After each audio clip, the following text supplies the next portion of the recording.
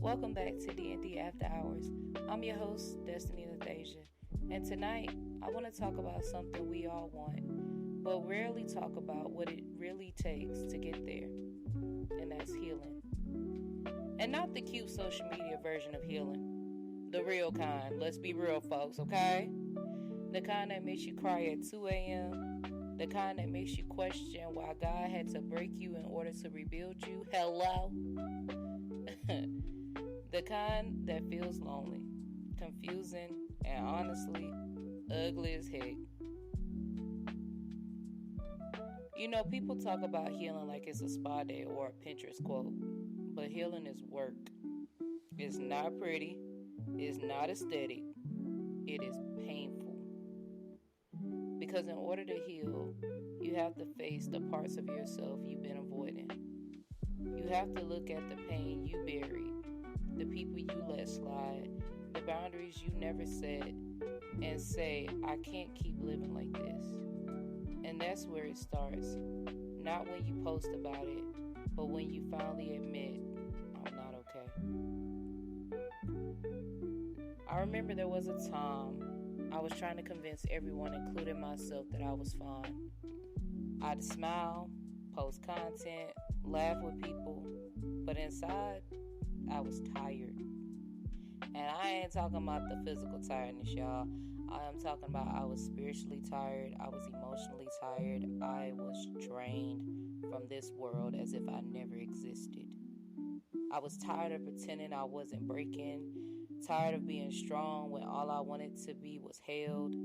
I was tired of feeling like I had to earn peace. But healing taught me something. Healing taught me that peace isn't earned, it's allowed. You have to give yourself permission to rest, to say no without guilt, to stop explaining yourself to people who never cared to understand you. Again, I'm going to repeat that for the people in the back. To stop explaining yourself to people who never cared to understand you. I've been in those places where oftentimes me being a strong person made me feel weak inside. And I know that sounds crazy, like this, you were strong, but now you feel weak. It was more so, again, wearing a mask. I had a mask of strength, but behind that mask, it was just, I felt like a limp noodle. I felt like that, what if this world didn't need a girl like me? I'm just an ordinary girl in this world, just trying to get through life, make sure these bills paid, and go to bed, wake up, and start all over again. But that's not the case. Sometimes we think healing means forgiving others first, but sometimes it's forgiving yourself. Forgiving yourself for staying too long, for ignoring red flags you saw potential, for breaking your own heart trying to fix someone else's. And that's forgiveness. That's the hard part. I tell you, my hardest part in forgiving myself was not only for people staying too long, but to think and to believe that some of these friendships that I carried, some of these friendships where I felt like I was the glue, the foundation to it all, they decided to put some oil on themselves and just be like, you know what, I'm going to find a way out of it. And slowly but surely, they started ripping themselves away. It got to a point where even in my place of breaking my own heart to fix someone else's, it was almost like I was a therapist. I felt like I was in a therapy drive-thru, y'all. Y'all know how y'all be having the little food drive-thrus. Y'all go through, y'all order y'all food, you pay the people, and you leave out the drive-thru. That's me, but I'm a therapist. I'm going to tell you what you need to hear, and probably what you want to hear, too. And then I'm like, all right, I'll see you in about a week or two. All right, I'll see you in about a month or two. And sometimes I don't never see them same people again. That was the hardest part for me. My hardest part is even saying no sometimes. Because I oftentimes feel like that if I say no, it's going to hurt people's feelings.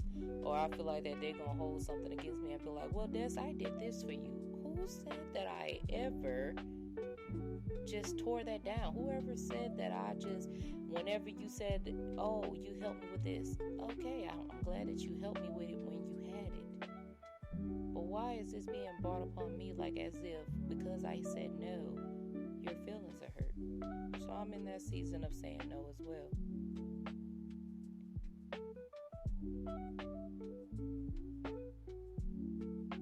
Because you can't heal in the same environment that broke you.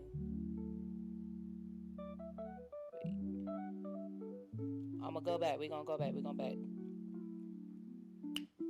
Because you can't heal in the same environment that broke you, you can't heal around people who keep reminding you of your pain. Healing requires distance. Again, healing requires distance, silence, reflection. And that's why I always say, sometimes God will isolate you to elevate you. Not because you're being punished, but because He's protecting your peace while He rebuilds your heart. There have been times, and I feel like even in my time now, I feel like that I've distanced myself from not only the people, but I feel like I've distanced myself from the world because I know that I'm in a place where God is trying to heal what is broken. Because there are some things I don't say to my friends. There are some things I don't say to my family. But at the end of the day, I know that the conversations that me and God have between each other, He knows what I need, and He knows that I need the isolation. Because if I don't get the isolation that I need, trust and believe, this heart that He's trying to rebuild while I'm isolated, if it was the other way around, I would be going off on a lot of people. I would be telling people about themselves. They would be called everything else but a child of God. Hello, somebody. But sometimes people feel as though, oh, because you're distancing yourself from me, it's because you don't want to deal with me no more. No.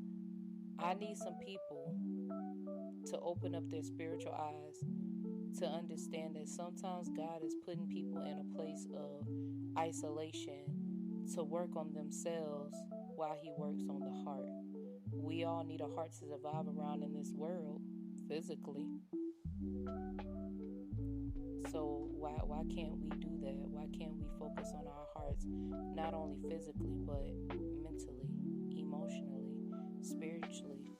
We gotta get into this place of when people start seeing friends go their way, seeing family isolate themselves, to be able to be that friend, to be able to be that family member, to say, you know what, if you ever need me, I'm here. I don't know what's going on. I know you probably might not tell me, but you may tell me later on. But I just want you to know that I'm here. I understand you're isolating yourself. Because some people don't understand it. Some people, they just feel like, oh, you don't want to talk to me today. Oh, you don't want to talk to me for the rest of the week. Oh, you don't love me no more. You don't care about me no more. And it's not that. I need people to open up their spiritual eyes more, okay, people? All right. When I first started healing, I felt weak for crying so much. Literally, I'm going to say that again. When I first started healing, I felt weak for crying so much. I think there was a time I cried so much that the next time I did cry, it felt like my tears were like acid to my face, because I kept wiping my tears so many times.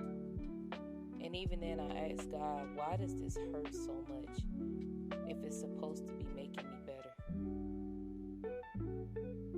But you know, God has a sense of humor, and I oftentimes be like, what if He whispered back to my spirit something simple and was like, because I'm removing what's not meant to stay. Oftentimes in life, we choose to hold on to things that God is trying to remove, and we need to get in a place of preparing our hearts. Well, what if it just happens out of the ordinary? This is why every day we pray and we have to let God know, look, I don't know what tomorrow may hold. I don't even know what tonight may hold. I don't know what today may hold. But God, I just need you to guard my heart for the unknown, because I don't know what's going to happen. I'm telling y'all, it's been plenty of times, plenty of friends, and I never thought in a million years they would ever leave my life, but they had to. It was necessary, because if they stayed and if I tolerated it, I would be drainer than drained. I'm sorry, and I know that probably might not make no, never mind, but I'll be drainer than drained, for real, being so honest.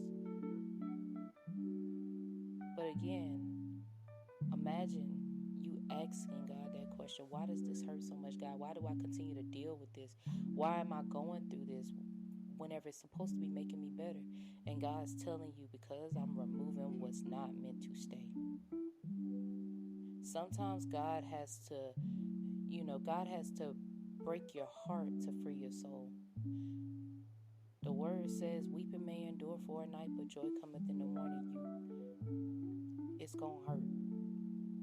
I know. And as you're listening and as you're hearing what comes out of my mouth, I'm telling you, y'all, it's gonna hurt. I can't tell you that it's gonna be okay. It's not. I'm sorry. Whatever you're going through, it's not going to be okay. It's not going to be all right. But guess what? Every single day you get up, you got to have a motive to push through what is hurting to make you feel better. Because if he doesn't, you'll keep holding on to what's holding you back. You're going to continue to have that anchor in your life. You're going to continue to sit and wallow in that mess. With a friendship, if it keeps going down the same path that it continues to do, you're going to continue to be like, you know what, I'm used to this, not new to this. And you're going to sit over here and tolerate it. Same thing with a relationship. If he keep doing what he's doing, cheating, probably beating on you, whatever the case may be, the main thing people always say, and especially my girlies, which I need y'all to get up out of it, anytime, whenever your man hurts you, I don't want to leave him. Why? Because I love him. I don't know, some guys may be the same way too. Y'all let me know. But sometimes guys can be that way too. I don't want to leave her. Why? Because I love her. This was my first love. And I don't care if it was your 157th. If they're doing something that is holding you back, why continue to allow an anchor to hold your ship? I'm just saying. So yeah, healing hurts. But that pain is proof that you're alive today. It's proof that you're changing, that you're becoming who you always were meant to be. And let me say this to whoever needs to hear it tonight. Healing is not a straight line. It's okay to have days where you miss people you outgrew. It's okay to have moments where you question your progress. It's okay to not feel okay. I used to tell my friends that every time. I'm like, it's okay to not feel that way. It's okay that you could tell me that you're not fine. It's okay. But to tell me that you fine and you know you're not, and you gonna sit here and lie to me in my face, I oftentimes do that. I be having plenty of friends that do that. They be like, you know what, I'm fine, I'm cool. I'm like, you sure? They be like, yeah. I'm like, okay. And then later on, something happens, something changes. And then they come to me and be like, Des, I want to talk to you. I don't like to break people. But some way, somehow, I feel like God be in the midst of it. He be like, you know what, I'm finna go do it. Do it, God. But I just feel like some people need some breaking in their life. But what matters is that you keep showing up. Not for your mom, not for your dad, not for your sisters, your brothers, your best friend, not for your cousins, not for anybody else, but you're showing up for you. Not for the version of you that everybody expects, but the version that is trying to find peace again. So tonight, if you're in between seasons of someone who you used to be. Wait, I'm gonna go back. So tonight, if you're in between seasons, not who you used to be, but not yet who you're becoming, I see you. And God sees you. And even though healing